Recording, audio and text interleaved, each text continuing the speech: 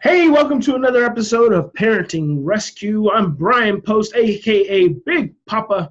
Hope everyone is doing fantastic, and thank you for joining me for another episode of a Super Nanny review. We are so delighted and so thankful for the Super Nanny for putting in all this hard work and giving us an opportunity to have videos and actual footage that we can review so I can give you the Big Papa love-based parenting perspective on some of the challenges that you are facing, just like the parents we watch every week on Parenting Rescue. So let's go ahead and get right on into this episode.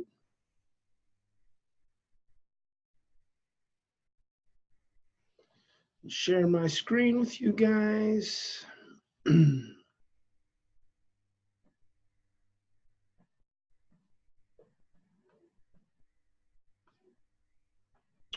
Okay, on this episode, we are going to be with the Wischmeyer family, and I've got two things I'm going to be trying to do. So number one, I have got to, because I'm going to try to improve our audio quality of the video, so I'm going to be listening to the same video by phone as well as on the screen, but on my computer, I actually have it muted, so I have to kind of sync the two up and listen to them at the same time. So let's see what's going on with this family.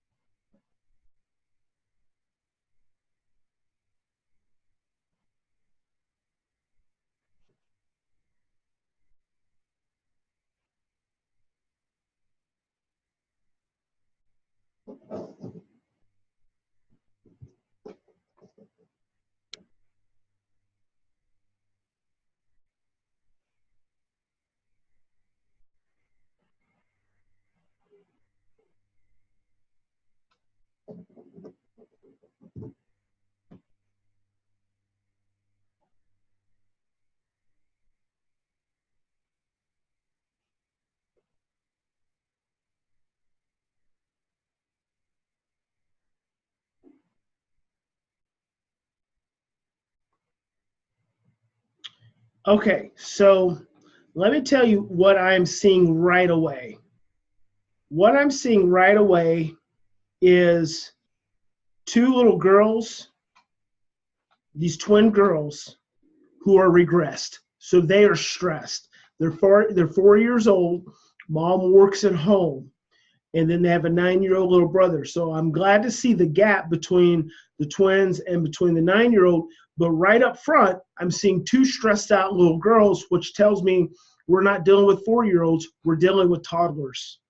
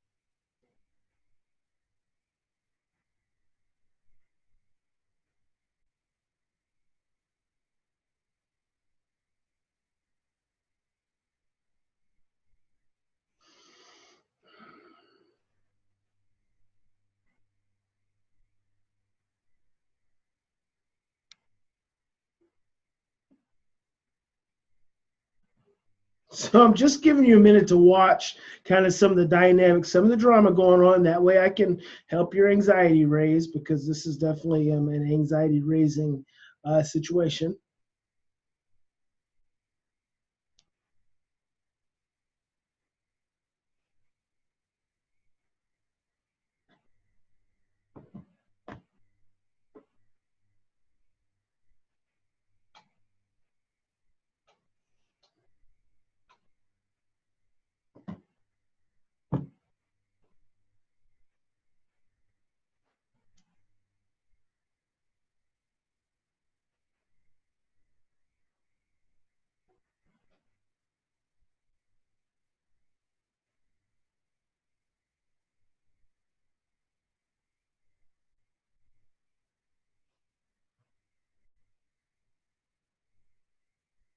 So we've got mom completely stressed out and overwhelmed. And it's great. She is honestly saying, I don't know what to do. Let's look at this little meltdown.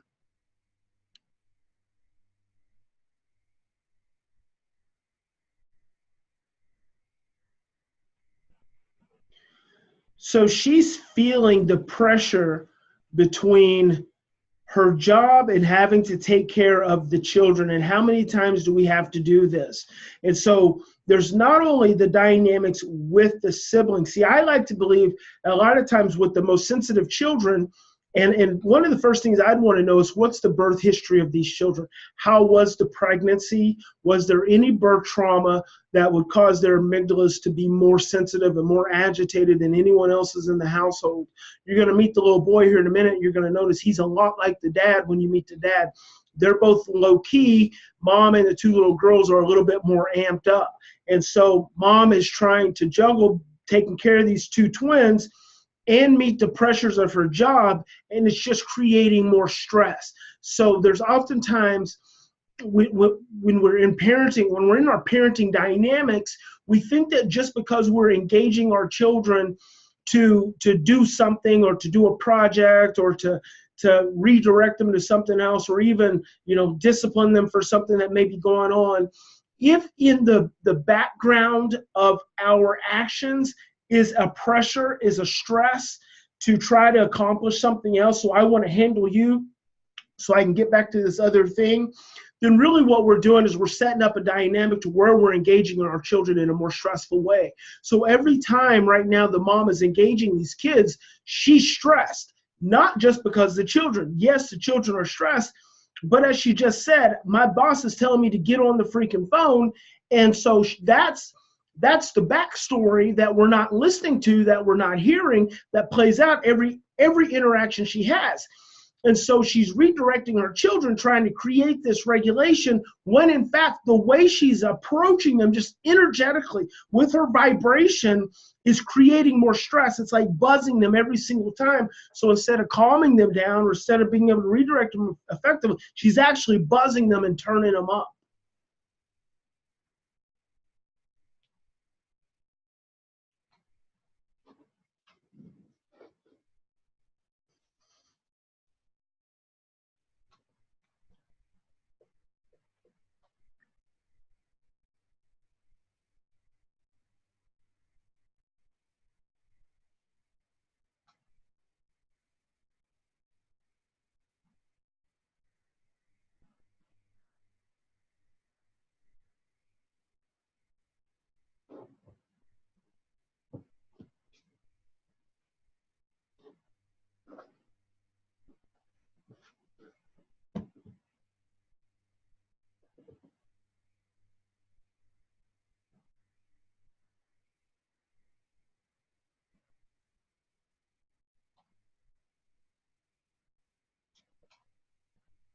Okay, so what we've got going on, and I apologize, it's a little challenging coordinating, pausing this phone and keeping it synced up with what's on my computer.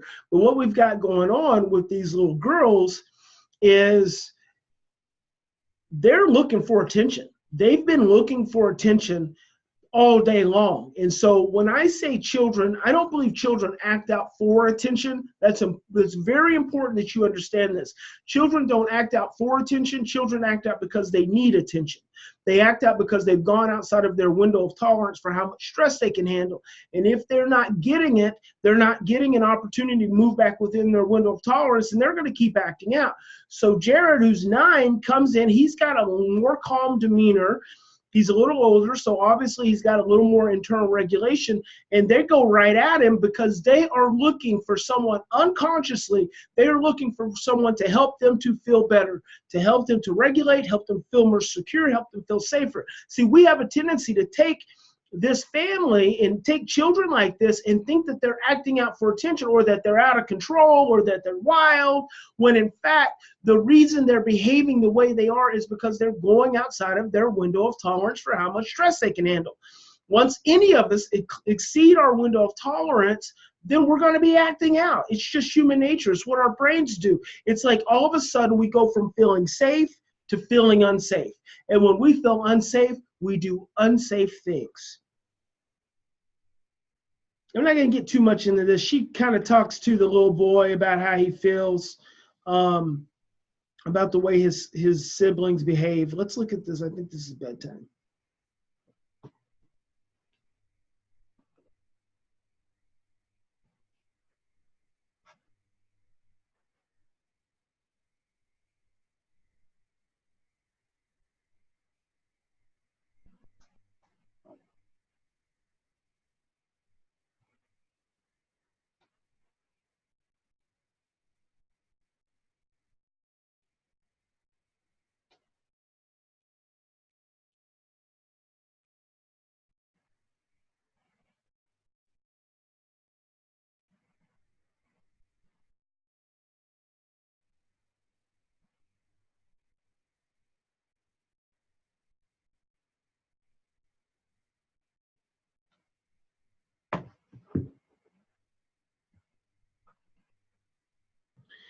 Okay.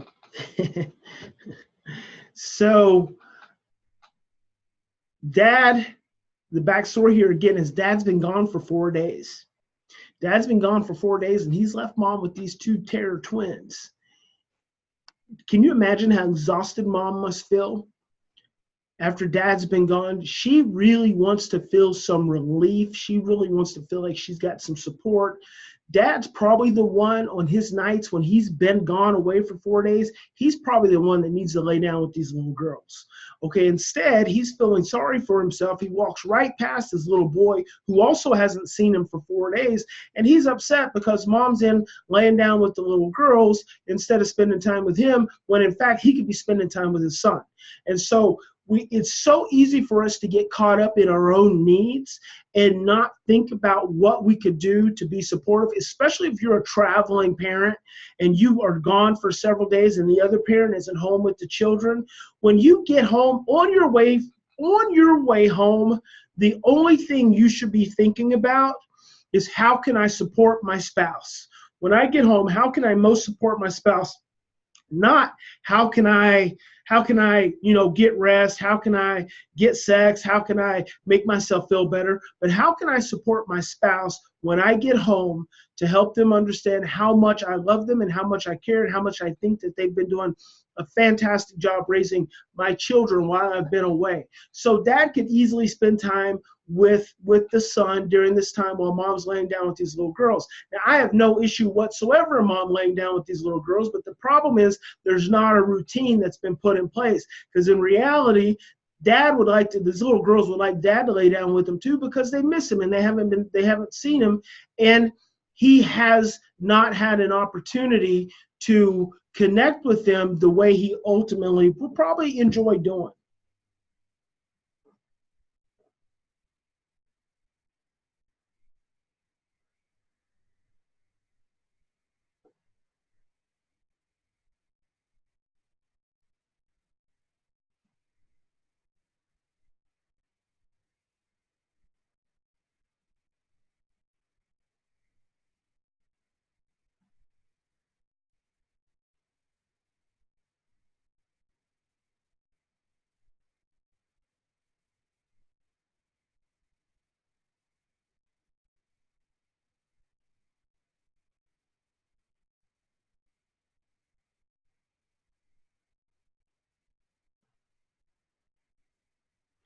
So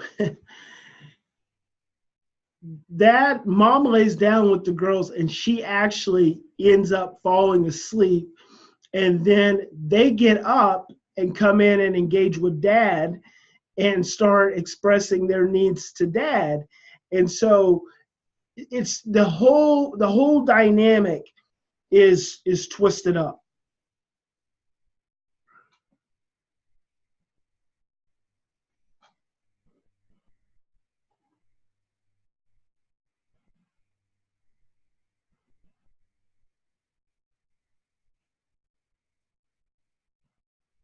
Okay.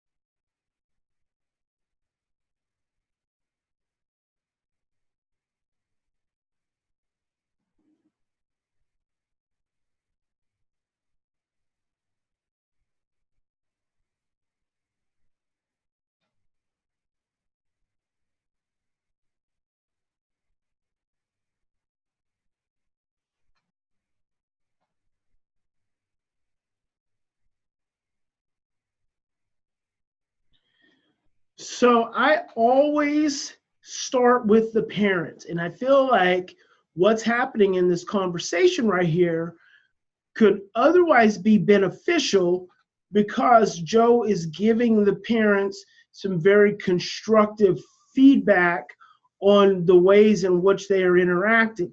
But what you'll notice is that she's directing most of it towards the mom. And I feel like what needs to be happening is mom needs to have an opportunity to let go of some stress and let go of some emotions and let go of some overwhelm and maybe shame, some parental guilt with dad's support because she's under a lot of pressure to not only work a job but also to care for the children and to do it full time. She's almost a single parent with a job. And so I really believe that it would help mom feel a lot better if dad could embrace her and hold her and encourage her emotions, encourage her to let it out, encourage her to express some of her helplessness to him, her overwhelm, her hopelessness. Let him hold and contain her and be strong for her where she needs, because when he's gone, she's going to need to be restored enough to feel like she can tackle this scenario again. So the intervention that's coming up, a lot of it is going to be geared with dad there. But remember, dad's gone a great deal of the time.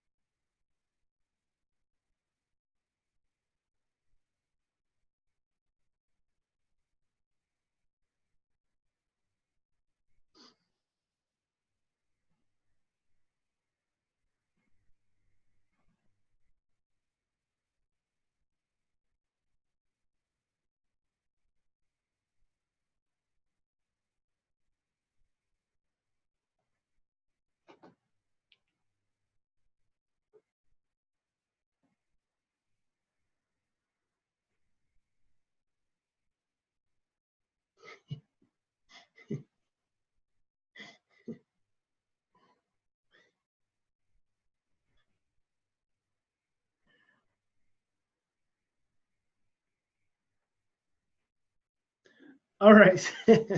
So Joe loves to put the house rules and the structure and everything on the wall, which is fine. And what I really like about she started in instead of coming in with the house rules, which is good because they're 4 years old. They don't care. They're not going to remember. You're wasting your breath. But she started by creating structure and routine, which is that's one of the things that this family needs. You've got two 4 year old little girls who are not four. They are two. So I want these parents to see these little girls as 2 year olds instead of 4 year olds, because what that's going to do is that's going to hold us a lot more accountable. It's going to cause us to be a lot more mindful of the responsibility that mom's taken on. And so we're sharing, you get that structure in, and also what Joe talked about for the mom, which is really beneficial, is that mom's organizing her work and then her interactions with her children in a manner that will allow for more quality interaction. See, children need more quality than they do even quantity. If you provide a child quality, it will be exponentially more important and more impactful than quantity. You can be around your child all day long, and if you're stressed out and distracted and not engaged, it amounts to very little. But if you're in that 10-minute window of time or that 30-minute window of time or that 1 hour window of time where you're engaged and you're present, and even when your thoughts drift off, you come back and you get present and you're listening and you're attuned, that time is like 3 to 4 hours in quality value, quantity value for a child. So making that connection becomes very important. So structure and routine is imperative, and it's also going to help these little girls because it will give them more consistency and more predictability, therefore regulate their brains more effectively, therefore help them stay more adequately within their window of tolerance. But right now, Joe's kind of laying down the law about no hitting and no slapping and all this kind of stuff. And I always come back to my kind of one of my baseline principles. In times of stress, the brain becomes confused and distorted, and the short-term memory is suppressed. When these kids are stressed, they're not thinking about this. It's the same thing with the house rules and the routine. With the house routine, the parents have to make a concerted effort, repetition, repetition, repetition, to make sure the kids start to learn the routine and the flow of the home. If the parents ease up on that routine that's been put in place and the structure, then the kids revert right back to being their overwhelmed, stressed out selves. So this is very important, but all the words and the use of the rules and stuff like that, they're not listening. And again, these kids are showing you right here, they're stressed out. Why do kids place their fingers in their ears and say, I can't hear you? Now, a lot of times we think it's because they're being rude. We think it's because they're being disrespectful. We think it's because they're being controlling. It actually has nothing to do with any of that. Hearing is one of your sensory pathways.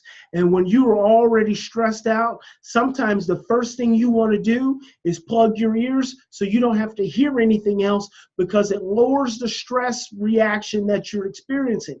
It shuts down a sensory pathway.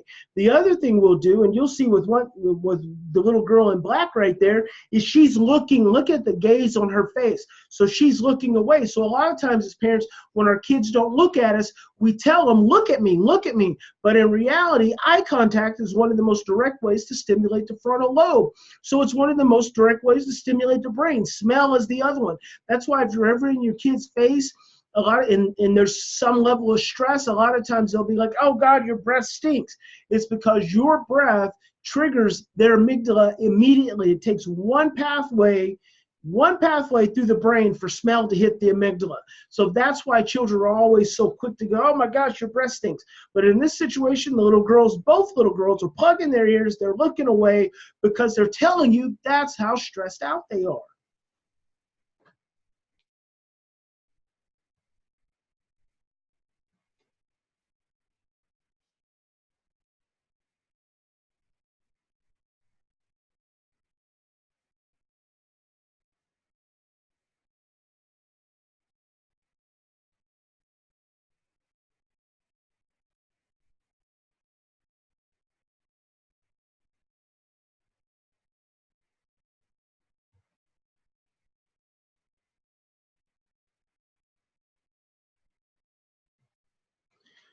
So the suggestion is that when you see your child doing something that is inappropriate, you tell them, stop that behavior. That behavior is not okay.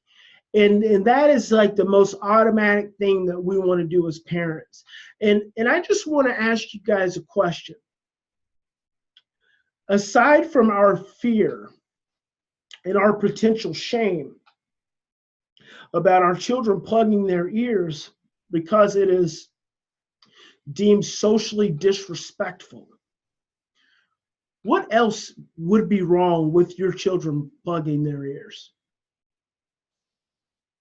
Because they're really not hearing anything. I think we all, they're 2 years old. They're not 4, they're 2. So they're really not hearing anything. Whatever they hear, they're not going to remember anyway. In fact, more than anything, they're receiving vibrations. See, that's how children learn. Children learn through vibration and through modeling. Right? Children don't learn through words because their brains aren't abstract enough to put together some of the concepts. What they learn through is the vibration you emit while you're saying the things that you say, and the vibration that you create when you're modeling things for them. So besides feeling a little parental shame and a little parental guilt because our children are behaving in this otherwise socially unacceptable manner, what's wrong with your child plugging their ears? The reality is, when your children are plugging their ears, it's because they're hearing more than they can take in. And so instead of us like resorting to trying to modify their behavior to fit social norms or to make it okay to the person that we want them to perform for, or the person who expects them to perform a certain way, Joe doesn't like it that the little girls plug their ear. It probably embarrasses her a little bit because she thinks they should be listening to her. But the truth is, everyone's missing the fact that these little girls are 2 years old. They probably shouldn't even be sitting there having that conversation. That's an adult conversation, so we're expecting them. They've already demonstrated that they're 2 and they're regressed. Now we're wanting them to sit there like little adults and learn. What if we just let them move around and play around while we're talking? Don't you think they would hear just as much of what's being said? And so then, if we really want them to hear something and they've got their ears plugged, the best thing for us to do is to shut up. And that's a hard thing for us as parents to do. But if you want your child to hear something, and you know they're stressed and you can see they're stressed, the best thing to do is to shut up and to wait until everyone calms down, take some deep breaths, say it's okay. I can wait. We're all going to be okay. There's no rush. And then when I start talking again, I want to talk in a more gentler voice. And I don't want to just bemoan the point. I don't want to just drone on and on and on. You're talking to 2-year-olds. How much can they really get anyway? Okay, instead of saying no hitting mommy, we say, when you hit mommy, it hurts mommy. Have mom connect to what that feels like, right? Have mom say, honey, when you hit me, it really hurts. It makes me sad. It makes me scared, right? Have mom talk to them with feeling as opposed to just words. And you hear me say this before, it's one thing to have your children hear you. It's a whole nother thing to have your children feel you.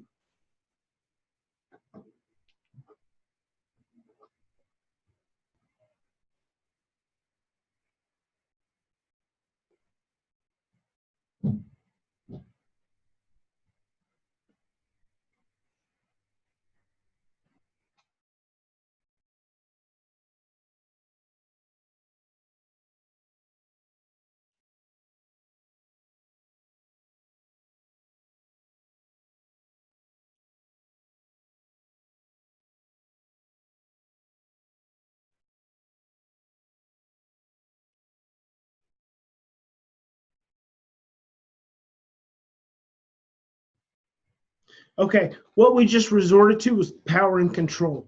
So if a child, why does a child need to take a nap unless it's a part of the routine?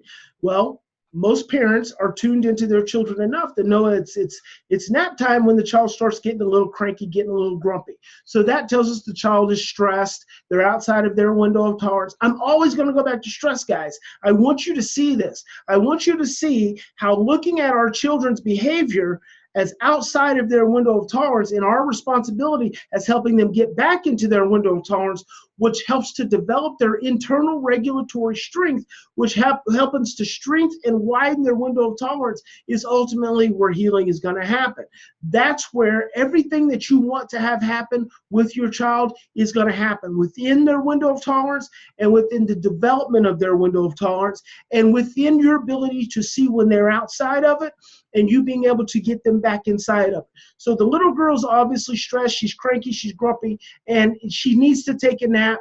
Dad wants her to take a nap. Joe wants her to take a nap. But how many children do you know like taking naps? No one likes to take a nap. So what happens is she starts to escalate. And then when she starts to escalate, we actually escalate and move into power and control. So the first thing Joe says is, if you don't listen to JoJo, you're going to have to go to the naughty corner. Well, that's a threat. And what does a threat get your child? More stress. Then she starts instructing Dad. Dad's using his bigger, stronger body to take the child to the naughty corner.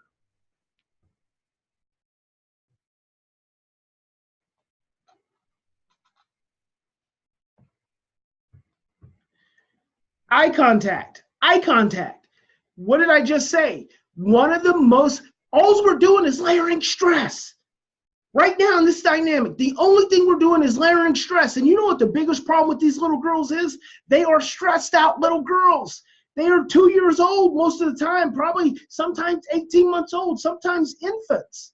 So if all we're doing in our interactions is, I got to work on my posture. I just realized I'm pretty, slumped over. I'm like in my hunched down action mode, like my old linebacker days. So if all we're doing is layering stress, we're not going to get to the goal. We're not going to get to the outcome. And what is the outcome? I want you to understand this. The outcome in parenting should always be to increase your child's window of tolerance, which is to help develop their internal mechanisms of control, their internal regulatory strength. That is always the goal, the goal and the outcome. Anything else is going to be working against you, because in developing their internal strength, developing their internal locus of control, their ability to maintain stress within their window of tolerance is what's going to help them to be the happy, healthy, well-adjusted adult that you want them to be. But it's also what's going to get your child into compliance in your home in a relatively short period of time. If you keep layering on stress, it is just going to create more of the same challenges that you've already been dealing with. So making eye contact is just another way to layer on stress.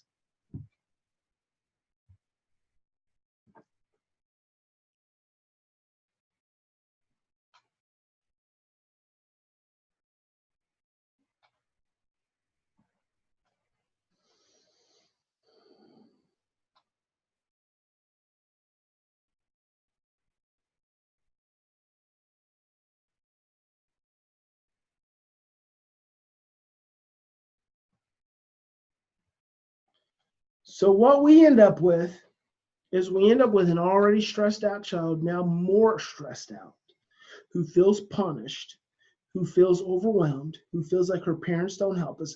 Here's what I do in this situation. I'm going to back all the way up. I don't ever want to get to see, this is all interventive parenting. This is all reactive parenting, and it's interventive parenting. The reaction starts when Dad says it's time to take a nap, and the little girl, the reaction starts when the little girl starts to get cranky and grumpy, and then Dad reactively says it's time to take a nap. Little girl says, I don't want to take a nap. Then Joe and Dad say, you're going to have to put your time, get in the night chair. It's reactive parenting. It's reactive. Everything's reactive. Little girl runs into her bedroom. We're reacting again. Now we're going after her. We're going to get her back in that naughty corner. Like, we are hell bent on that. I want to cuss. I'm going to afraid from cussing right now. We don't know one another good enough for all that. But let me tell you, that's what I start feeling inside when the focus is all on that freaking naughty corner. Who gives a damn about that naughty corner? Who's like, what is the naughty corner? Like, seriously? What's the focus here? The focus is on the child and on the fact that the child is stressed out and the fact that the child is overwhelmed and the fact that the parents are overwhelmed and stressed out. We've moved fully into power and control. You think you're going to get your 13-year-old or your 14-year-old or your 15-year-old in the naughty chair?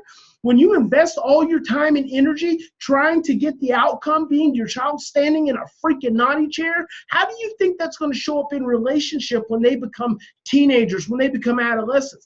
This is why parents struggle when their children become adolescents, because they do this kind of stuff when their children are young.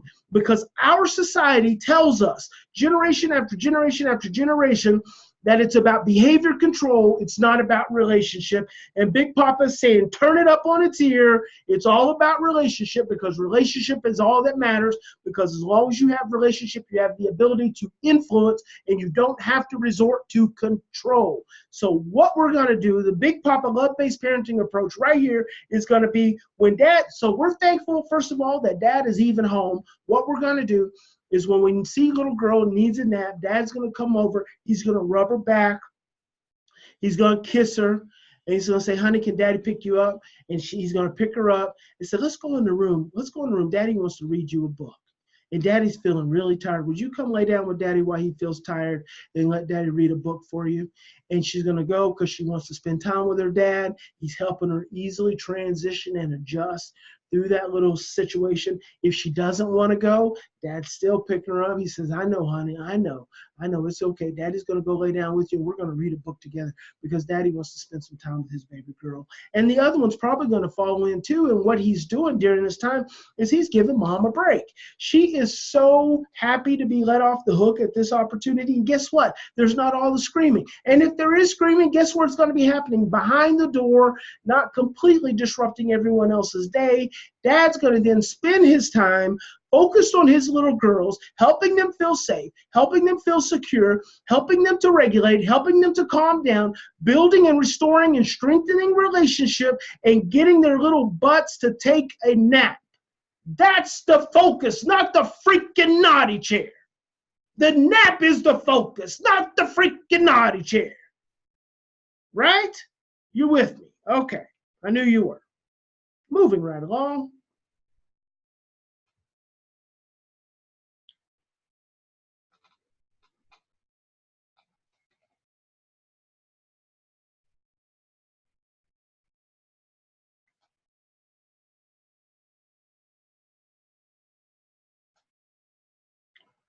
Attitudes, feelings, and behaviors. You see Joe still reverting back to the eye contact. Your freaking kids are stressed out. Don't make eye contact and stop talking. 2 things you can do when your children are stressed. 3 things you can do immediately when your children are stressed. Don't force eye contact. Stop talking to them and don't touch them. If you're doing those 3 things in the midst of their stress, they're going to get more overwhelmed, and it's just going to create more of a bad situation. So dad says when the children are behaving this way, it's like, oh my gosh, I didn't know they were so angry. Don't forget what Big Papa has taught you about the 3 pathways of emotional expression. If you haven't watched my information on that, go to the Facebook and Post Institute page, watch the 3 pathways of emotional expression video. Attitudes, feelings, and behaviors. Children have to have an opportunity to express to their attitudes, they have to have an opportunity to express to their feelings, or they drop down to behaviors. Once they drop down to behaviors, they only have 2 options, anger or depression. Anger or depression. And right now, these children are in behaviors, right? That's all you're seeing, and they're in angry behaviors, and those angry behaviors are coming out through their behaviors. Those angry emotions, angry feelings, because there are only 2 primary emotions, love and fear. Anger is a feeling based on the primary emotion of fear. So the feeling of anger being manifested from the fear and the stress and the overwhelm that these children are experiencing are shooting right up through their behaviors, and that's what the parents are dealing with. So I think that's good for this episode. We'll pick up on this again in the next episode, and I hope this has been helpful. I hope you found it informative and educational and enlightening, and most of all, inspirational and supportive. And again, we mean no disrespect to Super Nanny Joe Frost and the Wischmeyer family. We purely want to be able to, we want to thank them and have enormous gratitude for their courage to be put on television, to give us an opportunity to review and to look at a new paradigm. It's a new parenting revolution, guys. It's a new parenting revolution, not a revolution. We're not revolting against anything. It's a love-olution. We want to create love where there's been fear, so we get great opportunities to look at this. Thank you for joining me. Big Papa loves you, and I'll see you next week.